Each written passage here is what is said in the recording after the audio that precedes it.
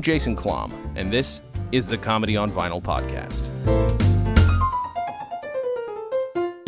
The year's 1963. The album is My Son, the Nut. The artist, Allan Sherman. My guest is Cory Doctorow. Thank you so much for doing the show. My pleasure. Thank you for asking. Yeah, of course. So this is, I've already explained to you, the second time we've done Allan Sherman only. And it's only been this year. And the previous person who spoke about it is the voice of Teddy Ruxpin, so you're in interesting company. That is interesting company. Yeah, he's come dream with me tonight. Oh my! Can I tell you? At the end of the episode, he decided to work my name into a Teddy Ruxpin song, and I just about bawled on my own podcast. Awesome. I'm such a crybaby. I didn't expect to have that reaction, but yeah, that was one of those shows, the cartoon where you. It felt like there was a story that they were trying to build, but they were showing them out of order and syndication. Yeah. And I think they canceled it partway through, and there were like hints of this kind of the Gummy Bear cartoon was the same. There were hints of this sort of epic story arc that just never seemed to gel. I know, and he's still around. He wrote it. He partially wrote it. So wow. Just keep going, man. Well, it needs a reboot. It does. Yeah. Oh my God, that would be. I don't know what I'd think. I mean, I know now, looking back, how obnoxious I was to parents wanting that toy so much. Right. You know, but it was the Reagan years when the FTC or FCC deregulated how much advertising and how directly advertisers could go into children's programming. Hence My Little Pony. And so the My Little Pony reboot is a good precedent for like Score and Gem. The Gem reboot. All of those are like. It turns out that there was gold. Yeah, Reagan was right. Turns out Reagan was right about everything. Someday he'll be vindicated. So powerful it even reached us in Germany, which is where I lived at the time. Oh my gosh! Yeah. In the wake of Trump's presidency, we will suddenly realize that there are much worse kinds of presidents than Reagan. Oh, God, now you're just depressing me. So, by the way, just real quick, hello, England, if you're hearing me, I'm coming soon. Hello, England, if you're hearing me. I'm glad I left about 11 months ago. Yeah. It was nice, but oh my God, it got pretty horribly Tory after the last election. See, that's the other thing I'm afraid of. Yeah. But I don't know. I have to weigh the two. Yeah. We got real political. Are you moving there? I want to. I have dual citizenship, so it's an option, you know. So I could go to your homeland. I'm a British citizen. I put my hand over my heart in Hackney Town Hall and sang "God Save the Queen," and they made me a British citizen. And then a bunch of people who thought that they knew anything about British citizenship insisted that I was a subject, which is wrong. If you to become a citizen, you have to study a guide called the Life in the UK Guide. Right. And among the things it says is you are a citizen, not a subject. Interesting. Yeah. My wife would have to do that. They won't let you become a citizen if you think you're going to be a subject. I like that. Yeah. I don't know. That's pretty good. But my other option, like I said, is to go to your home country of Canada. Yeah. But they don't need any more of us. I mean, so many of us are pledging my wife and I could. So my wife who's British and I could have a sham divorce, and then we could have sham marriages to Americans wanting to get out of Trump's America. This could be our retirement. That's very smart. Yeah. Just pick some very rich people to do. We got political quick. And both countries now have same-sex marriage, so we've just doubled our customer base. Good call. Yeah. So now, Allan Sherman. Yeah. You know what, though? You were telling me something that I did not know. It's so funny. Here's the problem. I love comedy vinyl, obviously. But we're only delving on the surface usually. Right? So isn't this cute? Isn't this fun? Didn't you enjoy it as a kid? But you're telling me that he was just a rabid... Yeah, he was a super right-wing nutcase. He hated hippies. He was sort of a closet McCarthyite. All those songs about like how the hippies were terrible and you know destroying the fabric of the American character. They were not so much like a wink and a nod as they were like a torch and a pitchfork. Yeah. Wow. Yeah. It's scary. Yeah. But this is a real cute album, though. It is. I love this album. This album for me is like inextricably bound with Mad Magazine. You know, I started listening to it when I was like 6 or 7, which is about the same time I got my first Mad Magazine down at the newsstand. And like Mad Magazine, because Mad Magazine's secret formula is 20% new stuff, 20% classic stuff, 20% filler that they had lying around. Sure. And then, you know, the rest of it is, if I got those proportions wrong, 33% new stuff, 33%, and then 30. So, and like that, so Mad Magazine, like Warner Brothers cartoons, like Allan Sherman, was full of references to things I just didn't understand. Sure. You know, Richard Nixon and, you know, the Marshall Plan and stuff that they didn't teach 6-year-old Canadians about in the mid-'70s. And it was, so it was kind of a detective thing, right? Trying to figure out what the hell it was all about, in the same way that like the early Warner cartoons and Mad Magazine were. Sure. And there was some satisfaction to that. And then there was just some stuff that was just funny because it was like funny on its face, sure. right? It was slapstick. And so it was that interesting mix. And in some ways, there's a science fiction writer, Joe Walton, who talks about incluing in science fiction, how the prohibition on like exposition in science fiction, a prohibition that is often not honored, but the prohibition on exposition and saying, the year is X, the following things have led to the creation of this world and so on, means that the writer instead drops these hints that she calls incluing, that are meant to be pieced together by the observant reader to understand what the whole world is about. The canonical example is Heinlein's "The door I risked open," right? And so there's all this incluing about what this world was that was not super far behind, right? Sort of half a generation behind at that point. Yeah. And there were lots of other clues lying around in the world because, like, the future composts the past. So it's not like, 1970 rolled around and we took everything from 1950 to 1969 and removed it and then started afresh. It was all kind of woven in. And so this felt like an important set of clues as well as a bunch of fun songs. But, like, for example, most of these songs I had never heard before. Yeah. Right? Like, You Came a Long Way from St. Louis was not a song that a lot of, like, people in the 70s were listening to. I had to do a lot of research today just to become familiar with a ton of them. And they tell you what the songs are, I guess because they need to do composition credits for them. Sure. Oh, What a Fool Am I, One Hippopotami, Ratfink, Ragmop, You're Getting to Be a Habit with Me. Like, this was really the first time I'd ever heard most of these songs. Yeah. And so later on, when I heard the songs, it was like the scales falling from my eyes. Right? Because, sure. Oh, that's why that was funny. It was a reference to this other thing. Because, of course, in my day, we didn't have Google. We couldn't go look this stuff up. And so, you would just have to wait until it fell across your transom. Right. It's the same experience I had with Weird Al. Probably 10 years after you had this experience with this. So, there's this interesting thing, though, that he does do a little bit of, like, I've got a current hit, and I've got a current frame of reference that I'm going to be using in terms of, like, how I'm going to write the song. But he also does this old trope of, if I want to work in a historical bit, then it'll just be all about an historical bit, which is not something even Weird Al would do today. He's not going to write something about... Okay, there are exceptions, maybe, but for the most part, he's not going to do a current hit and talk about the bicentennial. So I don't know enough about his milieu, right? But because, so he did a song about the French Revolution. You Came the Wrong Way, Old King Louis, right? Which, again, when I learned about the French Revolution, I was like, oh, now I understand. 1789. In fact, the other day, I was giving a talk about Thomas Piketty and capital in the 21st century, and the fact that Thomas Piketty uses the instability in France on the eve of the French Revolution and the wealth disparity then as a kind of benchmark for how far wealth disparity can get before the guillotines get built.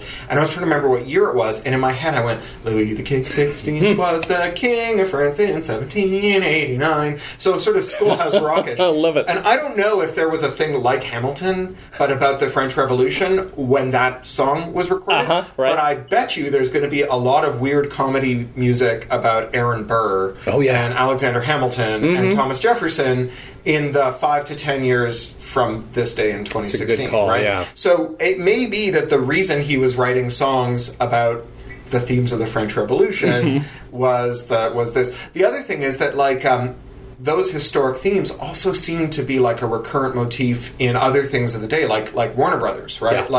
Like King Louis and the French Revolution shows up in Bugs Bunny cartoons. Sure, yeah, that's a good call. Yeah. So maybe that was just like it had this indelible mark on history that actually turned out not to be so indelible, and 10 or 15 years later, it was just sort of mixed in with this kind of blended. Like, was that before or after the Dark Ages? Like, how does that fit with what obviously in France it makes a difference, but today, not so much. King Louis was living like a king, but the people were living rotten.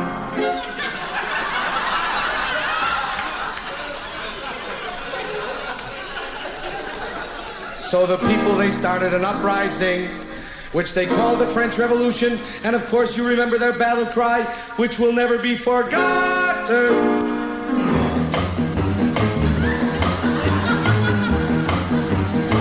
You went the wrong way, old King Louis. You made the population cry.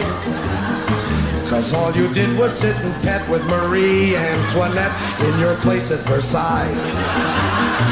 And now the country's gone kablooey, so we are giving you the air. That ought to teach you not to spend all your time fooling around at the Folie Bergère. If you had been a nicer king, we would... I don't even know if it came before or after All You Need Is Love. It must have been before All You Need Is Love, but I was going to propose that maybe... because he uses the theme of the Marseillaise at the beginning, and so does All You Need Is Love. Maybe he was like riffing on All You Need Is Love. Right. I mean, I don't know. We got 63, and what year was?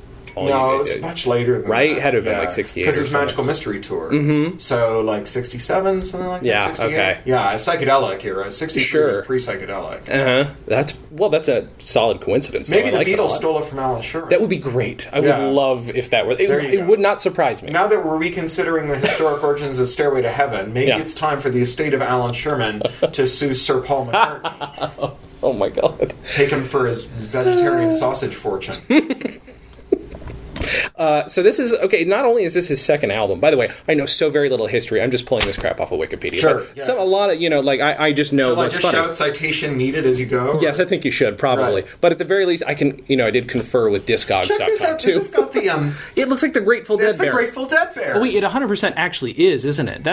Wow, that's amazing. Wow. On the back, they're just these little icons of little bears that are clearly just maybe the original clip art, I'm assuming? I guess it must be. Yeah, you're right. They must come from a common origin of like royalty-free clip art for your comedic and psychedelic needs. The graphic designer in me, though, was kind of going crazy over the fonts on the back of this. Like the automation font, I really, really like, and it makes me very happy. You know what this reminds me of is the contemporary with this, the Disneyland guidebooks. Oh, yeah. Because every ride had its own graphic treatment and its own font. Yes. And in the guidebooks, they would be set in their own type. The Haunted Mansion, Pirates of the Caribbean, Mr. Toad's Well Ride. It reminds me of that. They have these thematic typefaces. That's pretty great. And this one, I cannot figure out all of those fonts, of course, but it's making me it's hurting my brain a little bit. Yeah. I like that they have a precursor to Comic Sans for Hello Meta, Hello Fada. That's good. Everything old is new again. The only little piece of interesting factual information is that it was number one on the Billboard, last comedy album to do that until Mandatory Fun 2 years ago. So this is the one that Weird Al beat out. That's probably why. So my copy of this was one of the records that my grandparents saved. Okay. That had been my mom's records, right? And so we would go over to see them, and we would rate her old toys and her records, and we would bring some of them home, and we brought this one home. It was also, it was my favorite record. I played it all the time, my little suitcase record player. It was also the first record where I discovered if you leave it on a hot car seat, it melts. Oh, no. So we ended up getting another copy later. Actually, that does beg the question, we're not that far apart physically, but I'm curious as to what the most ubiquitous comedy albums were in Canada at the time, because if I go to an estate sale here, which is what I do, not just looking for records, but you always find in Burbank, it's complete machine shops. Yeah, from this being Makertown, USA, where all the skilled tradesmen and Lockheed Martin people built their homes and then are now dropping dead. Yeah, if you need a complete metal or machine shop, come down to Burbank on a Saturday morning. Oh yeah, yeah. You can find some wonderful, besides some great crazy mid-century technology that you'll find nowhere else. Oh yeah, for sure. You will also find copies of The First Family. Everybody has that. Yep. My guess, though, is that is chiefly American in terms of ubiquity. I think you're right. My estate sale finds these days are super right-wing paranoid John Birch Society literature. Ooh, okay. I have a ton of it in the bathroom. I actually bought an extra bookcase just to put this for my crazy Red Scare literature. I've got some eugenics stuff that I found at estate sales too. Yeah, it's a little creepy. Burbank's amazing. Oh yeah, it really is. You could seriously see Alan Sherman doing well here. So in the mid-'70s in Canada, this obviously was from my parents' generation. Sure. In the mid-'70s in Canada, the things I remember being huge were the Grease soundtrack. And, okay. I think probably very similar to what was hot here. I think probably where it diverged in terms of my own experience, was a few years later when the Bob and Doug McKenzie album came That was out. what I was going to say. And that was like, everybody owned a copy of that. We all knew all the songs. Sure, yeah. It was like, there's this Howie Mandel bit about how growing up Canadian and Jewish, his parents would point at the television and say, he's Canadian, or he's Jewish, or he's Canadian and Jewish. Yeah. And you would lose track of like who was who. You would just know that sometimes you'd be like watching TV and feel this vicarious sense of pride over the person you saw on it. Of course, yeah. And Canadians like really like material that seems to have breached the American consciousness that's about Canada.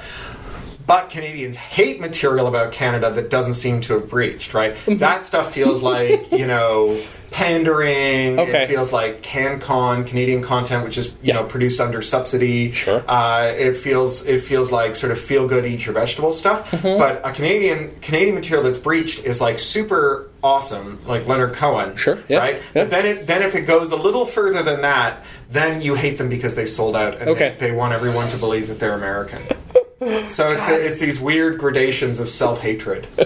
It's so beautiful because, it's the weirdest thing is like Bob and Doug McKenzie, that while I'm aware of them and grew up watching Strange Brew or whatever, because my parents had they weird filters that they let me watch that. But the album I wasn't introduced to until this podcast, and it is now easily one of my favorite comedy albums of all time. It's got Geddy Lee on it. Yeah. It really does, and it's great. But it's got a participation element. Yeah, there are only 3-4 albums that I can think of like that, comedy albums. Right. It's just, and I've been talking. This has been a very Canadian month. I've been talking to a lot of Canadian people, and like this album comes up. We're everywhere, and we look just like everybody else. It's great. So when I was that age, the other thing that was really hot when I was about this age were Mad Flexi discs. Oh shit! Yeah. Manufactured in Clearwater, Florida, headquarters of Scientology. Another Los Angeles connection. But Mad did a crazy flexi disc called "It's a Great Big Beautiful Wonderful Incredible Super Spectacular Day," where it had. I think I've heard that one. There was a bit at the end where they manufactured it so that the needle would jump when it got to the final stanza, and it could jump into one of about 4 parallel tracks. So there are 4 different endings, and they varied. So it had a randomizer built in, and the ending varied based on the playback. That's amazing. Amazing. I didn't know that was a thing. Yeah. We had Arnie Kogan on the podcast, and that never came up. So Arnie, you're on notice because that's amazing to me. I just knew about It's a Gas because that was one that my mom loved because my mom likes fart jokes. And for Burbankians, House of Secrets is our great local comic shop. Is where I got this very vintage Mad magazine. Oh, wow. So they apparently beat everybody else to the estate sales where there are Mad magazines on sale. Holy crap. And they have stacks of 50s and 60s era Mads. Yeah. And even earlier 40s. Friend of the show, Patrick Verone, has every issue. Wow. Every fucking... I don't know how he's done that at all. Wow. But he obviously was our expert when we had him on. But this is... I've never seen one this old. There are... This is blowing my mind. They did a CD-ROM of all of them, a box of CD-ROMs. And it may be that there are torrents on websites that rhyme with the Schmeirat Bay. That's crazy, though. Yeah. But an actual physical... Do you care about physical copies of stuff? When do you? In... where the artifact is very beautiful, and where it's not super unwieldy. That becomes a problem with vinyl, sure. Yeah, and also if, that kind of Japanese thing of a thing that you've owned for a long time takes on a certain sentimental... Sure. Whatever. And so I have, paperbacks that I've lugged with me back and forth across the ocean like 5 or 6 times on different moves. But for the most part, not so much. I am really lusting after a Fiji mermaid. And this is the Fiji Mermaid District here at Magnolia Park. There we have 3 year-round Halloween stores on Magnolia Boulevard, and 2 of them sell competing Fiji mermaids. Do they? Yeah. I didn't know, because there used to be one in the back of 8 Ball when that was still a store, the second iteration, but that's gone now. So Bearded Lady and Halloween Town both have Bearded Lady too, huh? Have their own Fiji mermaids. The Bearded Lady one is amazing. I asked for a Fiji mermaid for Father's Day. I got that shrunken head, which is not bad, but it reminds me of that Smothers Brothers bit, back to Allan Sherman, that I wanted a chicken, I didn't get a chicken, Mom bought you a chicken. I told that so wrong.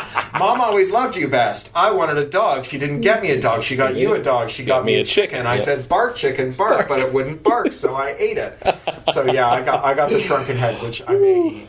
You should. Yeah. You should. I please report back on the flavor of that.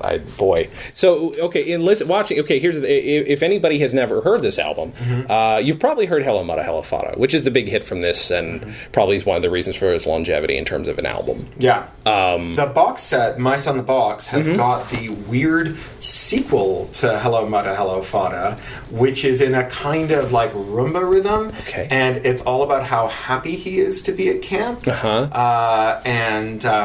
It's like how the chorus is, let me stay out here on Mother Nature's land. Maybe I and have heard tiptoe through that. the tulips grand. To leave would be a shame. Besides, I'd miss the poker game. And it's hilarious. Yeah. But nowhere near as funny as the original.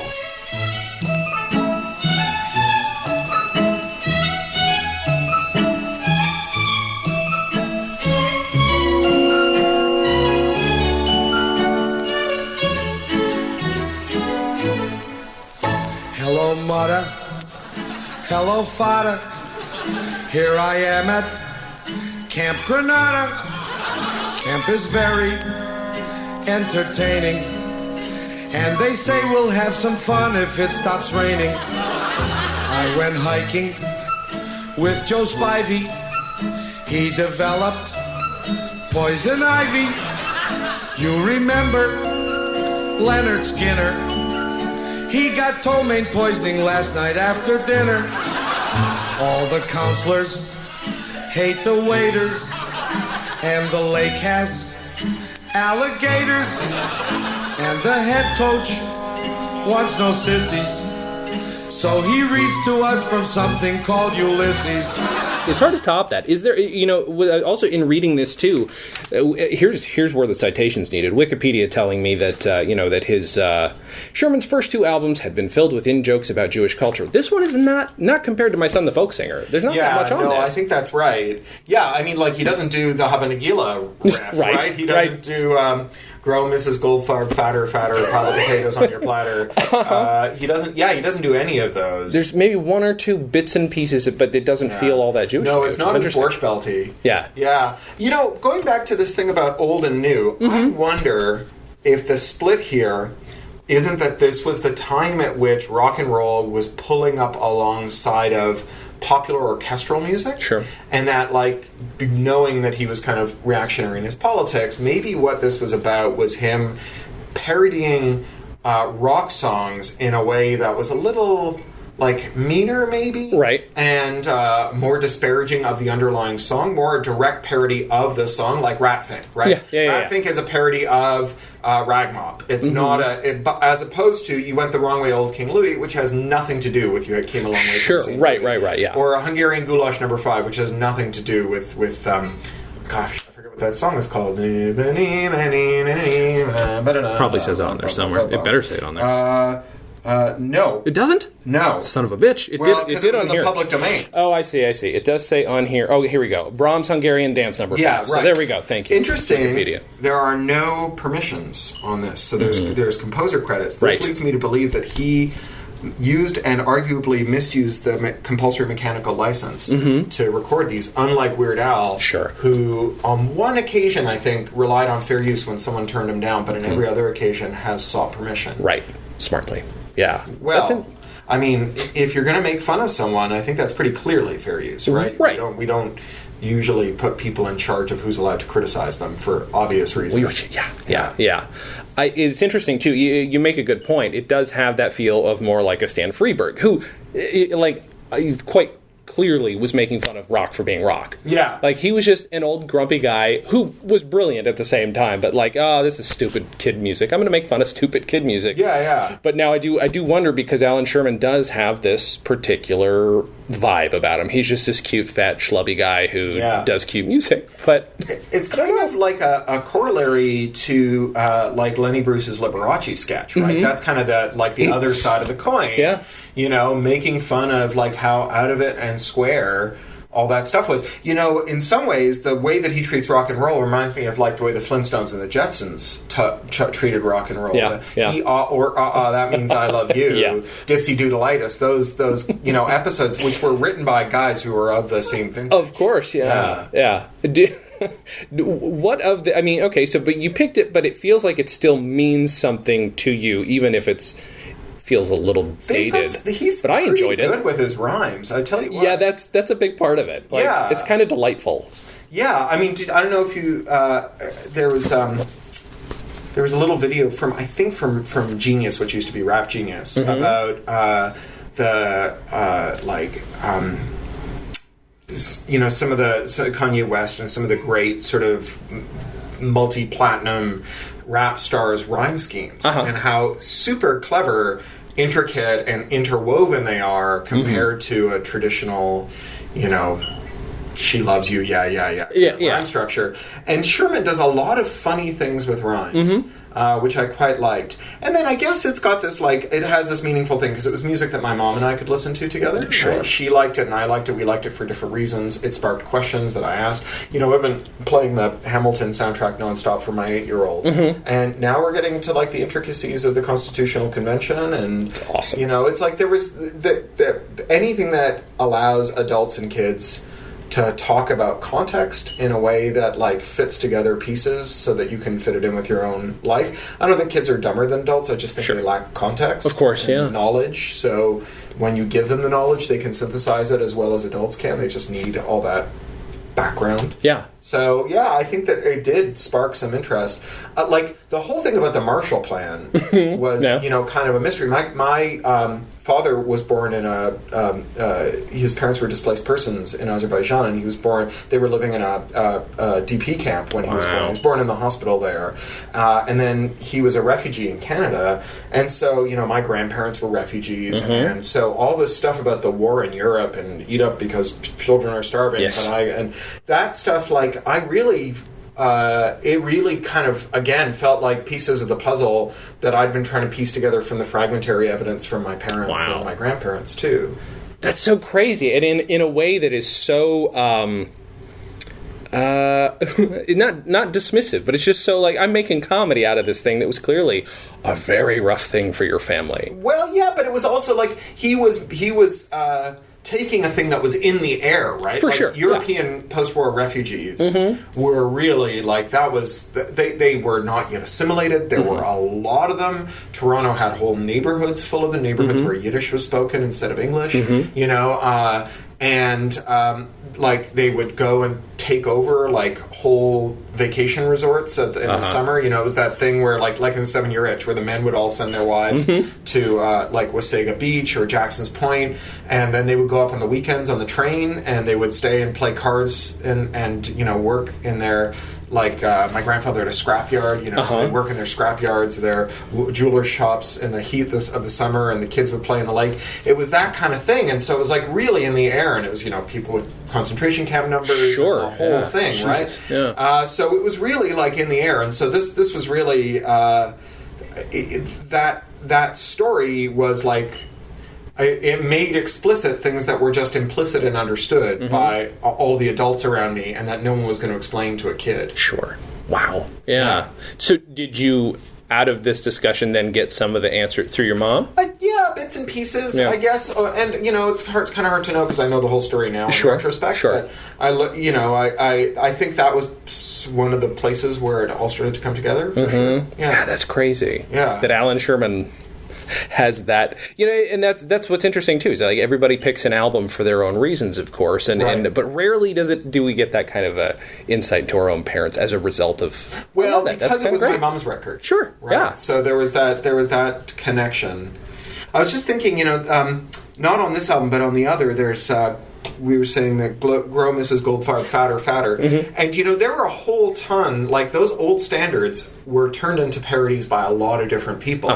So there's another version of that I have called Nix on the Glowworm, Lena, and it's about the landlady's daughter at a boarding house who has a concertina who brings it out after dinner and plays this terrible version of Little Glowworm. And it's this begging, pleading from the tenants of the boarding house for the landlady's daughter to stop playing Little Glowworm on her concertina. And there's 3 different versions of that I've got from old 78s that were ripped and put on the Internet Archive. So this was a much more common activity, I think, then than it is today. Right, yeah. You know, Weird Al is like, you know, a rare exception now. It's not like there's a whole universe of people recording these. Right. Other than, like, you know, and YouTube, but that's, like, again, it's mostly amateur, and that's not to insult anybody. I'm using amateur in the technical people who sense, love of what course. they do. Yes, exactly. Right. There we go.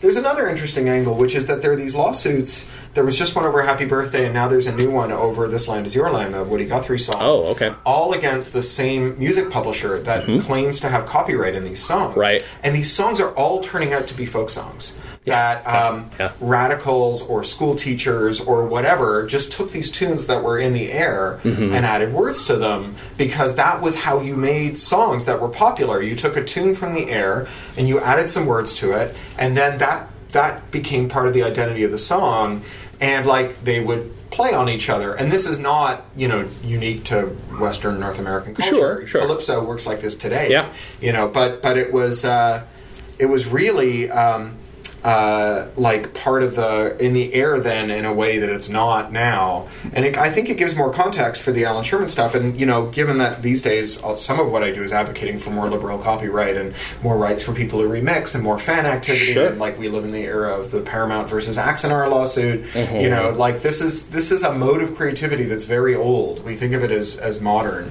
but it's actually very old. Even in its commercial incarnation, it's very old. Right. And it happens for a reason, and it usually happens not for what we were talking about earlier, this sort of angry Freeburg attack on it. It's normally like, this stuck with me. This is a piece of culture. I'm acknowledging this is a piece of culture. Not saying I don't enjoy it. I'm saying clearly a ton of people enjoy it, and I'm playing with it. Yeah. You know, there's a difference between that and just straight capital. If you're just capitalizing on it, there'd be no good comedy on this album. Right. I think that should be acknowledged. It's very affectionate. I mean, or much of it is very Sure, yeah. For sure. Doesn't have your smile, doesn't have your shape, just a bunch of punch cards and light bulbs and tape. Dear, you're a girl who's soft, warm, and sweet, but you're only human, and that's obsolete. Though I'm very fond of that new 503. Dear, automation's not for me. It was automation, I'm told. That's why I got fired and I'm out in the cold.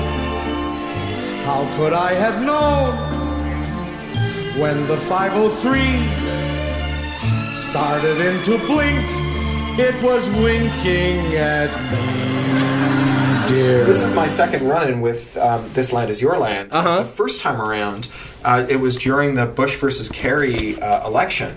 And, Zigzag, which was this, what were they called? There was this flash animation comedy video company that did... Is it Jib Jab? Jib Jab. There we go, yeah. Yeah.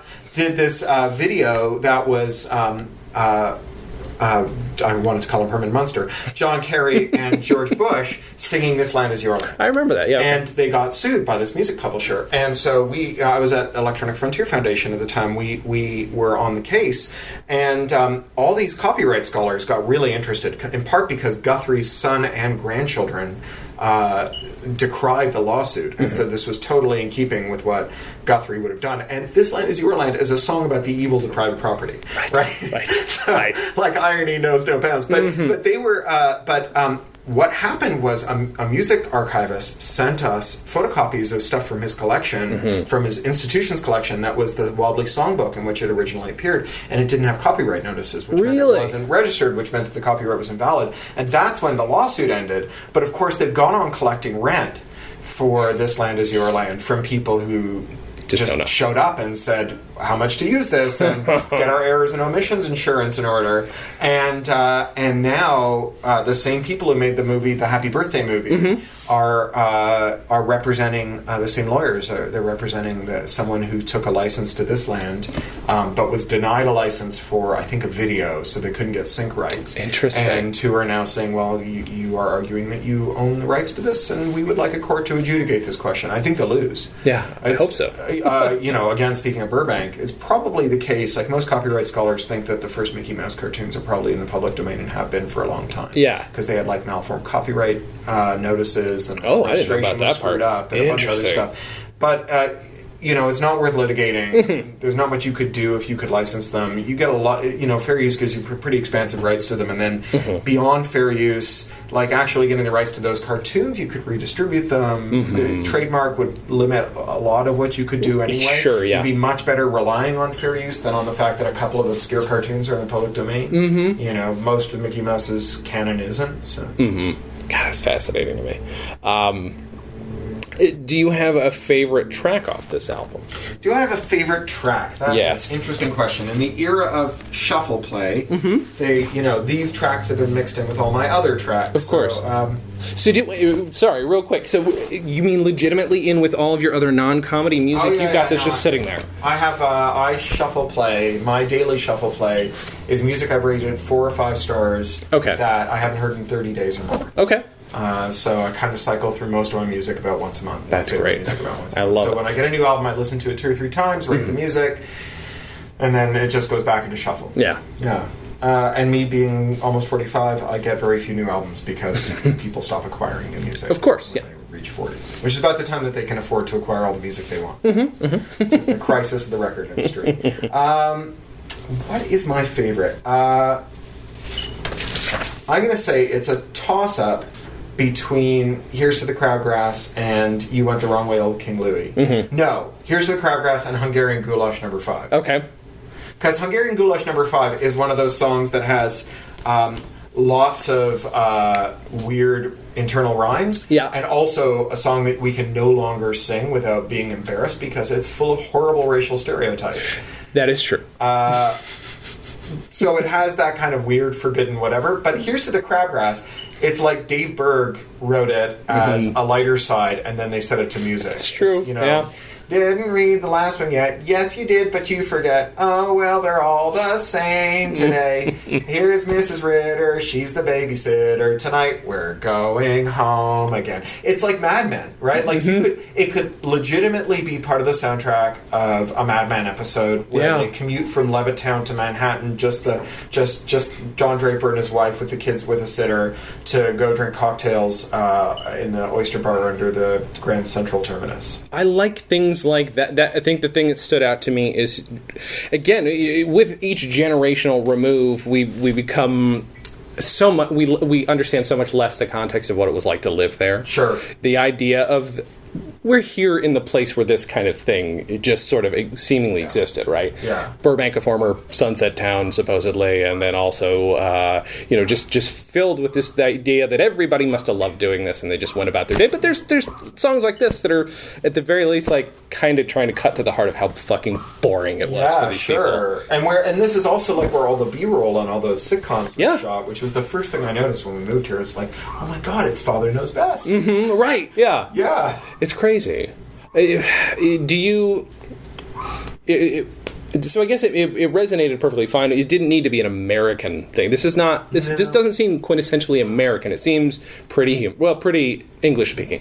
Well, North American Western. anyway. I think that post-Reconstruction United Kingdom was different. And I don't know enough about Australian post-war era to know. I mean, I know they did have a big suburban boom, but I don't know if it was like quite North American great. But yeah, and I guess the other funny and interesting thing about this record is when it was made.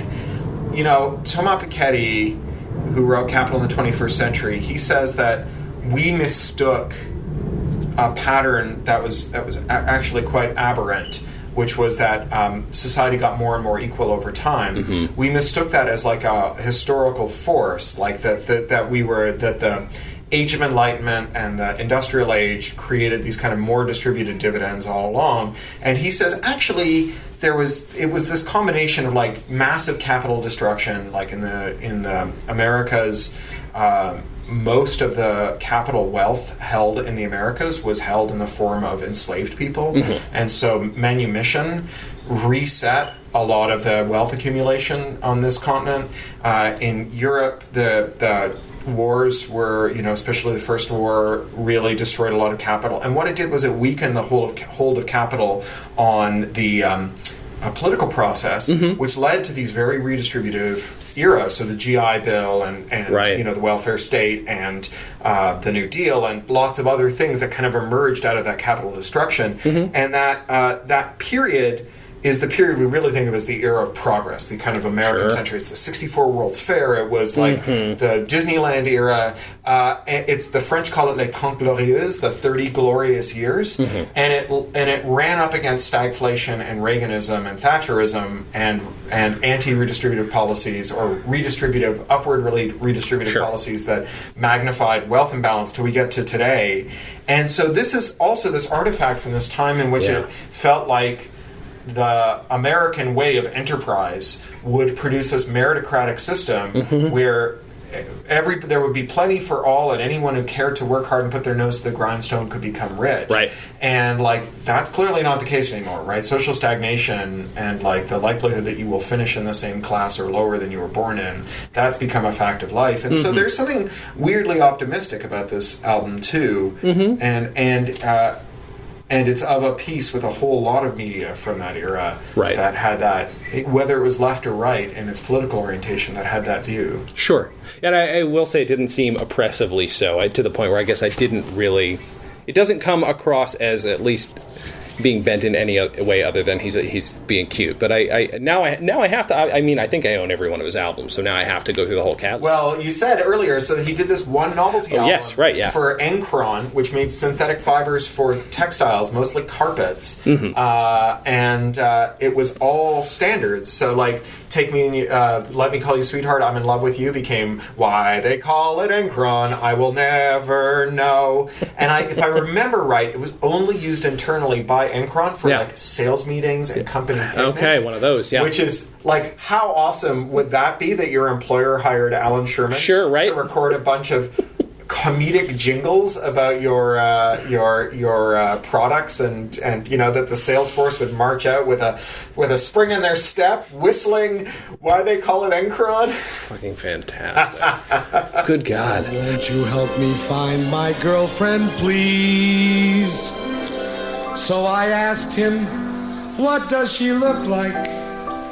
And the man from Mars said, she's 8'2", solid blue, 5 transistors in each shoe. Has anybody seen my gal?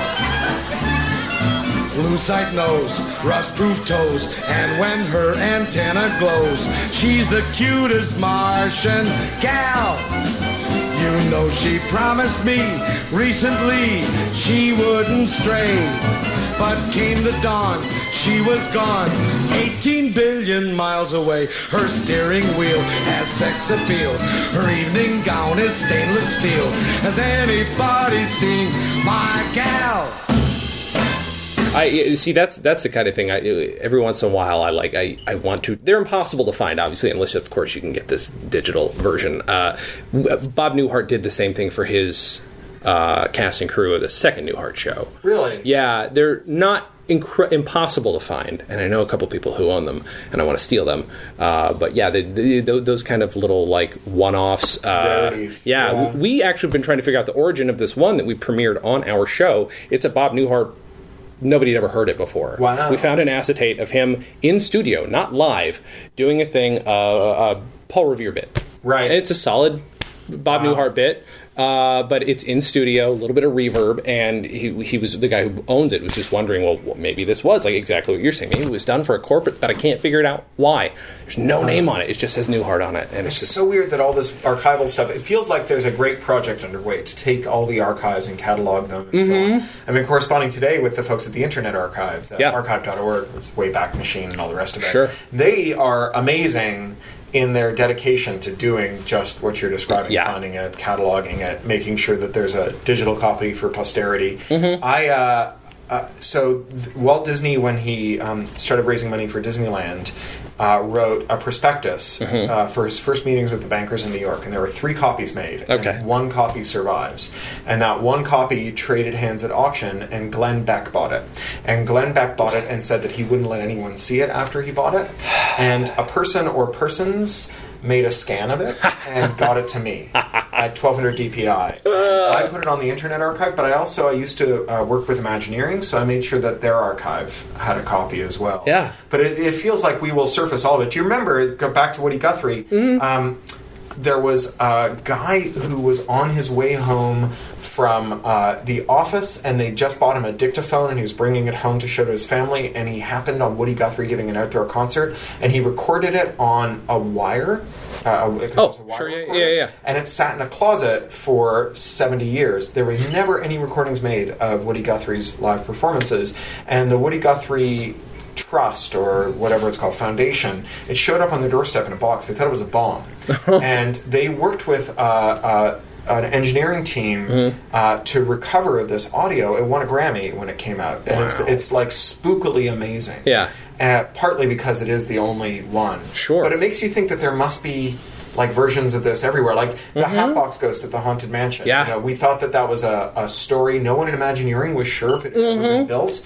And then someone surfaced this like grainy 8mm black and white footage from a soft opening for staff before the Haunted Mansion opened, showing that the Hatbox Ghost existed and that it was in the mansion, and it must have been pulled for operational reasons because it was horrible to make it work before we had contemporary electroluminescent effects. Now it's back, right?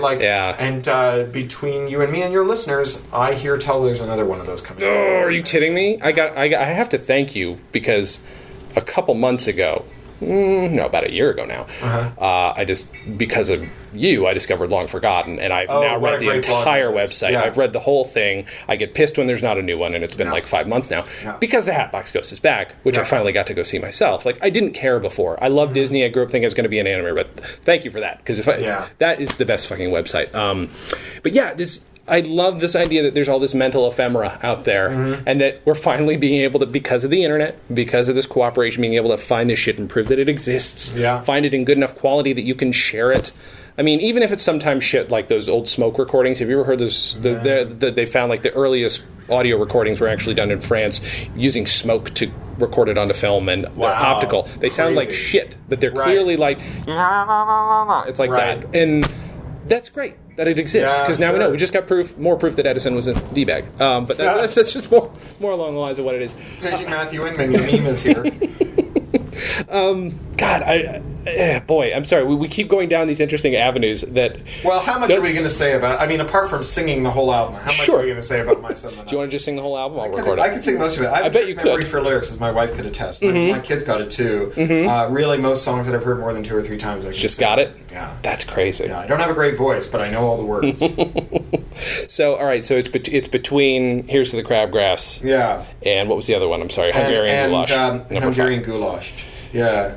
I'm trying to think of which of those. I feel like the Hungarian Goulash.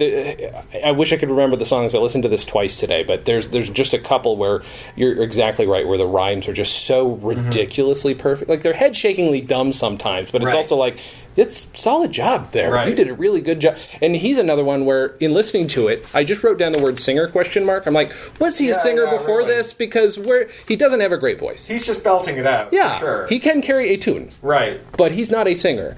But there's obviously something charming about him. Yeah. Especially if you listen to the last track, which is Hail to Thee, Fat Person, which I kind of really liked. Yeah. It's spoken, but I like it. I came up from a family of fat Ashkenazis. Right? I mean, that song really resonated for me, too. I feel like I should at least give people some background, because they get annoyed when I don't have any facts at hand. But I was like, maybe he's one of those anomalies like Newhart or Brooks and Reiner, where they performed it at a party, and I was absolutely right. George Burns heard him at one of Harpo Marx's parties, and that's how he became famous. Yes. Really? So he would just fuck around at these parties, and that's what he's like, calls up somebody, he's like, sure, record deal, bam. It's crazy to me. So you could imagine that he was like this socially awkward dude whose way of making friends was like taking over the piano and belting out weird Borscht Belt parodies of popular songs of the day. Which makes me think, He had to have been, well, maybe not, but I'll bet there were a couple that are just not appropriate for family audiences. That I'm sure. I'm sure he must have worked blue. Although, I'm trying to remember, because I read his biography a long time ago, and I think maybe he hated comedians who worked blue. Okay. There's a lot I could be totally wrong, but I think he thought that it was like... It was part of his sort of like weird quasi-Semitic birch. Like he was like a not quite a bircher because he was a Jew, right? But he was like this super right-wing family values thing that he just did not like cussing. Yeah, that could be. I mean, it could be the case. I mean, he doesn't even do casual racism. That's all. Sure, that's absolutely fine. I mean, it's the '60s. What are you going to do? But there's no even subtle there's no shaving cream attempts at hiding a swear and none of that crap. Yeah, it's a good call. So usually even Weird Al does those. Yeah, sure. That's interesting. Again, more research needs to be done, folks. And, he has kids who are still in L.A., so I'm going to try and see. Really? Yeah, he does. And they actually attend synagogue where Teddy Ruxpin's voice is a cantor. So that's why... Wow. Yeah. That's weird. It's great. They must be about my parents' age. My mom has cousins out here, too. This is, part of the diaspora, right? My mom's father had 9 siblings, and 2 of them ended up out here. Okay. Right? Yeah. That's interesting. I want to meet... I would love to meet Allan Sherman's freaking kids. That'd be amazing. That'd be pretty good. Them, and like I said, thank you, Teddy Ruxpin. Such a nice guy. That episode hasn't even come out yet. Who knew that Teddy Ruxpin was Jewish? None of us. That's Howie Mandel. Surely knew. He probably sits there with his kids, watching Teddy Ruxpin reruns and saying, he's Jewish. There's so many stories I could tell about that guy. He's such a sweet guy. Well, first of all, thank you for doing this. My pleasure. For taking the time to do this. All right. And do you... Okay, I always like to ask people towards the end, if you're going to recommend listening to this album, what's a good reason if you haven't heard Allan Sherman? And maybe you've only heard Hello Mata Hello Fada. What's a good reason? He is funny. It's not just camp. Yeah.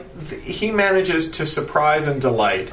Like Hello Mata Hello Fada, it's a popular song because it is actually no fooling funny. Yeah. It's got punchlines. It's got timing. It's got timing that he works in. And, the lyrics to You Went the Wrong Way, Old King Louis, which would be my close third on this, which are damn funny, weird historical lyrics about Marie Antoinette. And, if you had been a nicer king, we wouldn't do a thing, but you were bad, you must admit. We're gonna, and shorten you a little bit. You went the wrong way, old King Louis. You bled the population dry, and all you did was pet with Marie Antoinette in your place at Versailles. It's pretty funny. Contrast it with Hamilton, and you can see that Hamilton's working from this tradition of using contemporary language to talk about the deeds and misdeeds of revered historical personages. Sure. To humanize and make relevant an old story. Yeah. That's perfect. That's absolutely perfect. I don't think anybody else would have ever drawn a comparison between Lin-Manuel Miranda and Allan Sherman, but I'm so glad somebody did. Finally. Sure. They were both all about love. That's right. It's you know what? It's a Juan Epstein moment because you put them together, you get a Puerto Rican Jew. Do you have any? I do not know when this is going to come out, so I apologize. What to promote? Where can people find you? I'm the first Cory in Google. Pretty easy to find. I write and co-own a website called Boing Boing at boingboing.net. I work with the Electronic Frontier Foundation, which is a civil liberties group that works on technology and privacy. And I am the author of about 20 books, many of which you can find in the best bookstores. My next book will be called Walk Away. It's coming out in April 2017. Okay. And it has many claims to fame, but among them is that it has the first blurb that Edward Snowden ever wrote. Really? Yeah. Interesting. That's fascinating. Well, thank you. Yeah. Well, again, thank you for doing this. Again, I don't know when the hell this is coming out, but I can just tell people, you know what, if you're in Los Angeles or even New York or Minneapolis, go see A Drinking Game. It's a show I'm in every month. We do 80s movies as a stage reading. We drink, the audience drinks. It's a lot of fun. Doing Ghostbusters this month, but you've missed this already. I'm also, go to lookingforwardmovie.com where you can see my movie that is coming out one blog at a time. We are already at 5 hours, and we're only a few months into the damn thing. So I have a lot of work work cut out for me at the end of the year. Thank you guys for listening. Thank you for doing this again. My pleasure. And as always, have a good thing.